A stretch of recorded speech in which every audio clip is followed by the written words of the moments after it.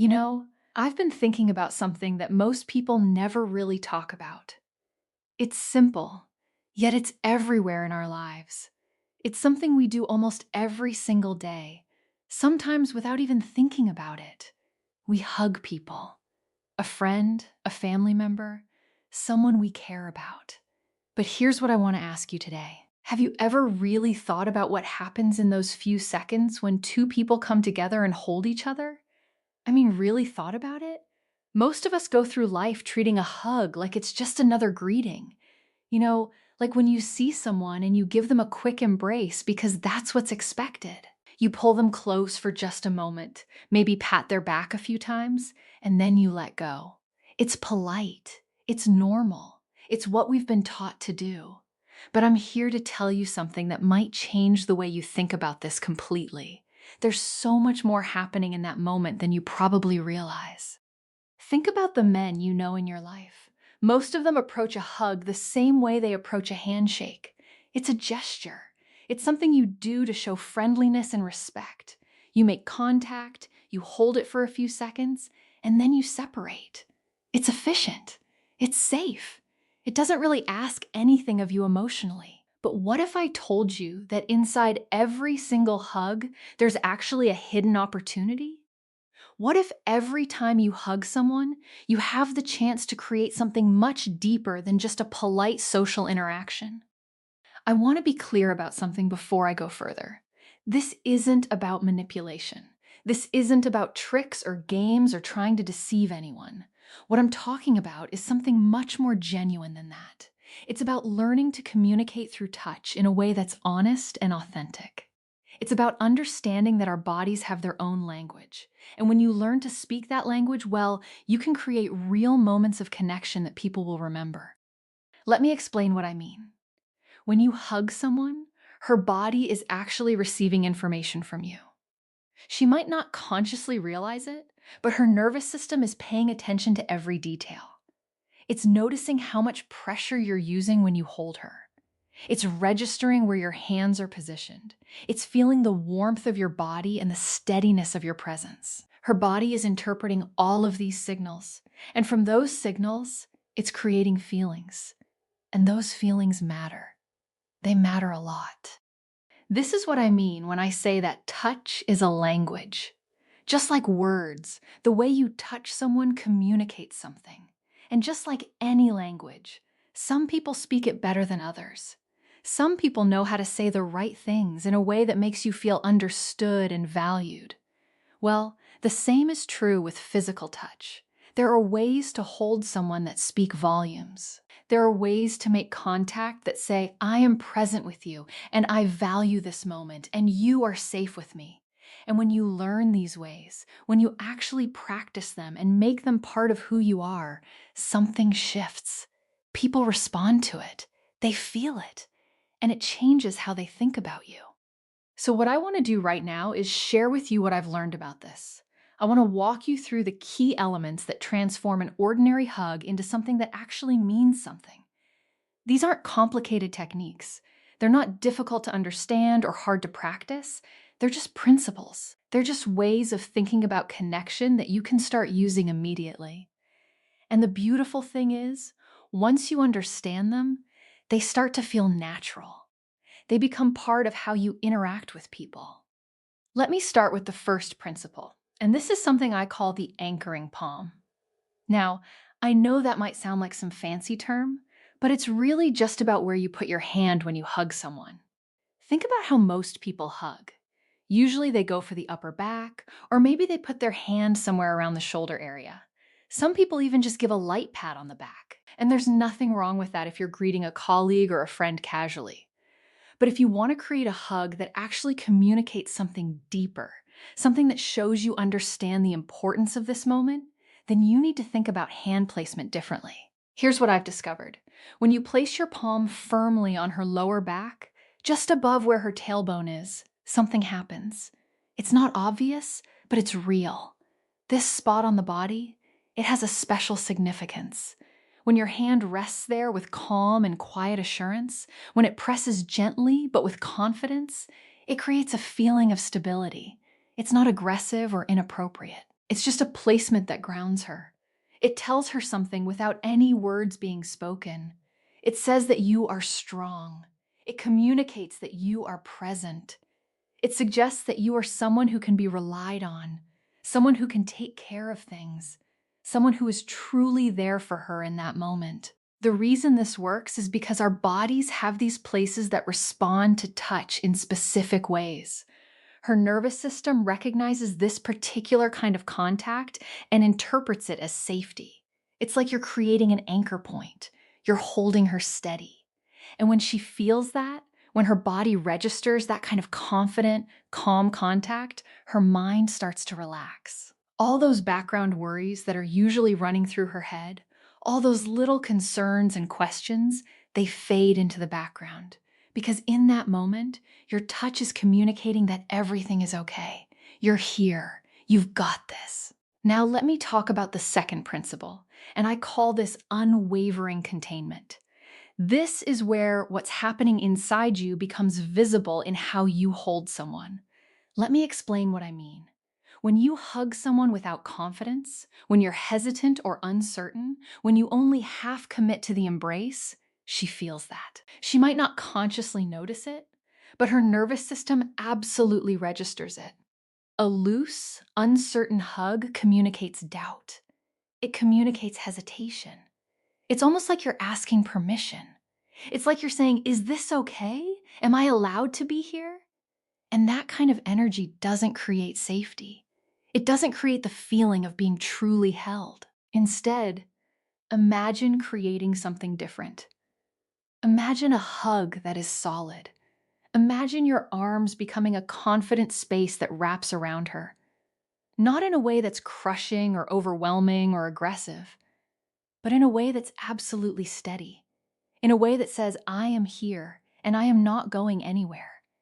That kind of firmness, that kind of containment, it creates what I call a safe harbor. She feels tucked away inside your arms. She feels protected. She feels like for this moment, the world and all its demands are on the outside. And on the inside, it's just this quiet space where she can truly relax. And here's the thing about that feeling. It's rare. Most people don't get to experience that very often. Most hugs are brief and distracted. Most physical contact is functional or casual. But when someone experiences a truly solid, confident embrace, when they feel held in that way, it creates a connection that goes beyond words. It creates comfort without explanation. It creates a deep understanding without any need for conversation. This brings me to something that's really important to understand. The third principle is what I call the special timing. Now, timing is everything in life, isn't it? Timing in conversation, timing in relationships, timing in knowing when to speak up and when to stay quiet. Well, timing matters in hugging too. And this is where a lot of people actually get it wrong without even realizing it. A very short hug, maybe only a second or two, it's really just like a handshake with your arms instead of your hands. It's a gesture. It means something polite happened, but not much more than that. But something interesting and actually quite beautiful happens when you extend the hug just a little bit longer. Somewhere between 2 seconds and 7 seconds, something shifts in the body. Your nervous systems actually start to synchronize. And during this time, your bodies begin to produce something called oxytocin. This is a chemical that your brain and body naturally make, and it's sometimes called the bonding chemical or the love chemical. It's what helps people feel close to each other. It's what creates that sense of connection and trust. Here's where I see most men make a mistake. They hold the hug for maybe 3 seconds, and then they get nervous. They start thinking that maybe they've stayed too long. They worry about what it might look like or what the other person might think, and so they pull away quickly. But here's what's really important to understand. She feels that nervousness too. She feels that pulling away. It interrupts the process. It stops the oxytocin from building. It creates a moment of connection that never fully completes. But what happens if you stay? What happens if you hold on for that full, calm count of 5 to 7 seconds? Something different occurs. Her whole body starts to relax. the tension that she's carrying, the constant low-level stress that most of us live with, it eases. The busy world and all its noise and demands and chaos, it fades away. And all that's left is the two of you. Your breathing becomes more synchronized. Her heartbeat starts to match your heartbeat. And in that pause, in that 5 to 7 second space, time actually seems to stop. It's just the safety of your arms and the quiet understanding that passes between two people. This is where a normal touch transforms into something that actually feels like real intimacy. Not sexual intimacy, but emotional intimacy. True connection. And then there's the fourth principle, which I think is the one that most people completely overlook. I call it the lingering signature. And this is about how you end the hug. This is about the last impression you leave. Most people, when they're done hugging, they just pull back. They disconnect. It's like an abrupt end. But what if the ending was just as important as the rest of the hug? What if the last thing she felt was actually the most memorable part? Here's what I've noticed.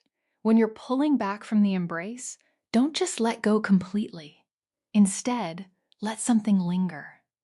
As you move back, you might let one of your hands slide slowly down her arm, or you might let your fingers gently brush through her hair. Maybe your fingertips trace softly down the back of her neck as you separate. Now, I want to be really clear about this. This isn't a grab. This isn't about being sexual or inappropriate. It's a whisper of a touch. It's barely there, but it's intentional. It's meaningful. The reason I mention the neck specifically is because that area is incredibly sensitive. It's full of nerve endings that pick up even the slightest touch. And when she feels that gentle, fleeting contact as you're parting ways, it sends a message directly to her nervous system. It communicates care. It communicates that this moment mattered to you. It shows a kind of tenderness and consideration. And here's the thing about that final touch. It stays with her. Long after you've stepped away, long after the hug has ended, she'll remember that feeling. Her skin will remember it. Her mind will want to feel it again.